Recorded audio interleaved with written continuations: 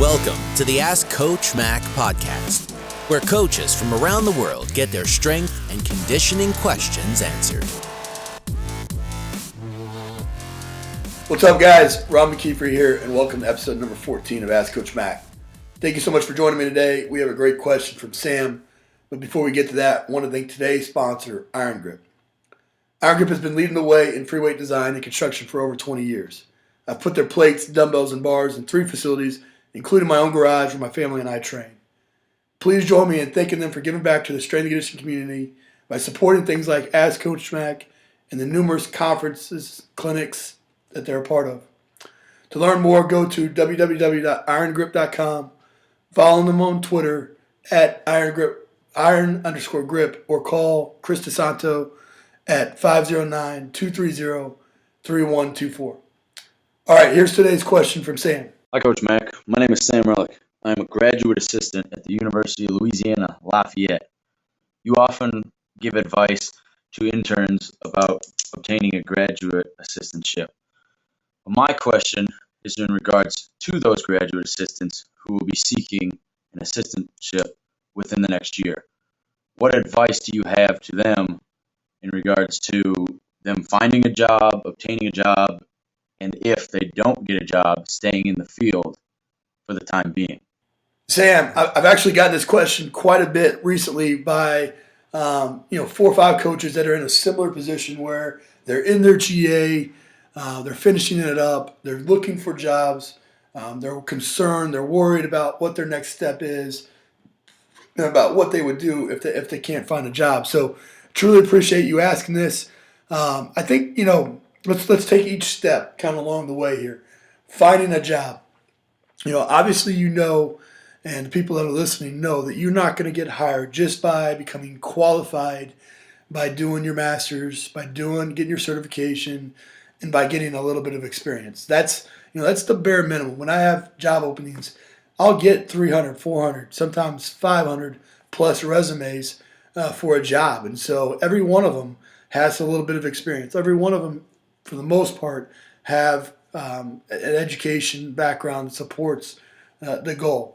And so it really comes down to networking and really kind of identifying, having people know and identify you as a potential candidate and somebody that they want to work with. And so the first thing I would tell you is that you have to network. You have to go to clinics. You have to go to conferences. You have to interact with other strength and conditioning coaches. Years ago, that was the only way to do it. Now with social media, it's so much easier to be able to do that. So you should definitely use social media to your advantage. Just make sure that you're not constantly bombarding them without trying to provide some value at the same time. The best way, though, however, to me, is doing site visits. Doing site visits where you're able to be in a little bit more intimate setting where you're going to their facility, their environment. You're not having to worry about a bunch of other coaches in a clinic type setting around them, and kind of this surface level type of interaction. You can really get deep on a specific topic. I think going and doing a site visit, you'll learn so much, and has been instrumental in my development as a strength coach. And so I would recommend you draw a 50-mile radius to where you're at, identifying all the strength coaches within that 50-mile radius, and then setting up or at least opening a door so that you can visit those individuals when you have those half days, when you have the extra time off, or have an hour there. I say 50 miles because that's an hour drive, and you should be able to get there, see them, talk a little shop, and let them see you work potentially and things like that. So I think networking is the first step. And when you're working 100 hours a week, it's the last thing you want to do is when you get a little free time to be able to go do that. But you have to be able to do what others won't so that you can get what others won't. So I think it's an important step.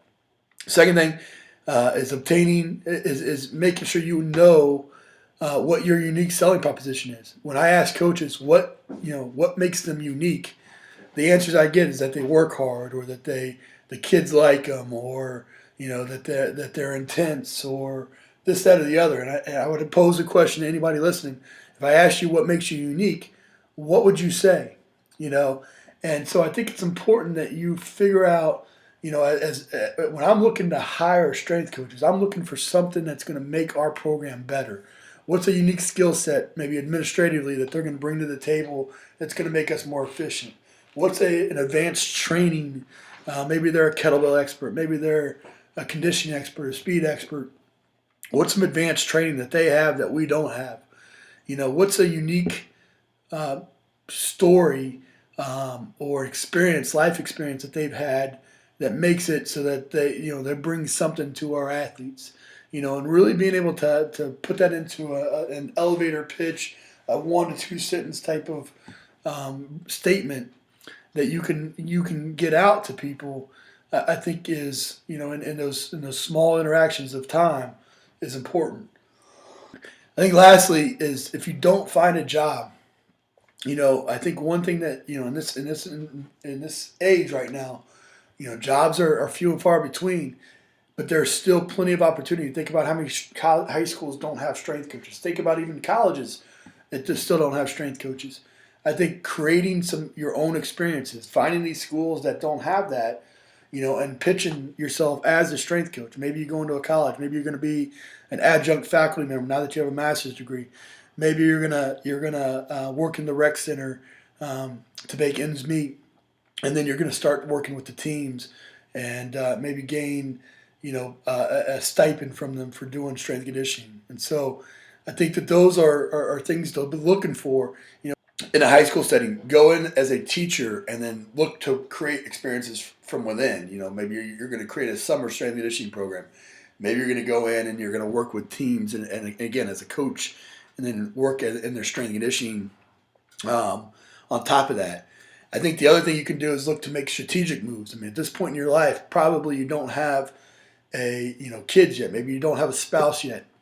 And so being able to take moves that are going to help you. When I was coming through the ranks, I knew that working with professional athletes was something that I wanted to do. Couldn't find a football job, so I took a baseball internship where I could show that I was working with professional athletes. Then I took an NFL internship because I wanted to be able to put NFL on my resume. And then I became a head strength coach, even though it was a seasonal job with NFL Europe, so that I could put head strength coach on my resume. And all those moves, none of them paid astronomical, but they were all strategic in helping me move up through the ranks and create a resume that supported what my end goal was. And so, Sam, I hope that answers your question. We'd love to hear what everyone else thinks. Use the hashtag AskCoachMac14 to continue the discussion over on Twitter. I want to encourage everyone else that if you have a question that you would like potentially featured on the show, to head over to AskCoachMac.com. There you can ask your question by hitting the record button at the bottom of the page. Thanks so much. I appreciate you guys. And here's a quote to finish off today by an unknown author. It's impossible, said pride. It's risky, said experience. It's pointless, said reason. Give it a try, whispered the heart. Take care, guys. I hope I will see you in the next episode of Ask Coach Mac. Bye for now.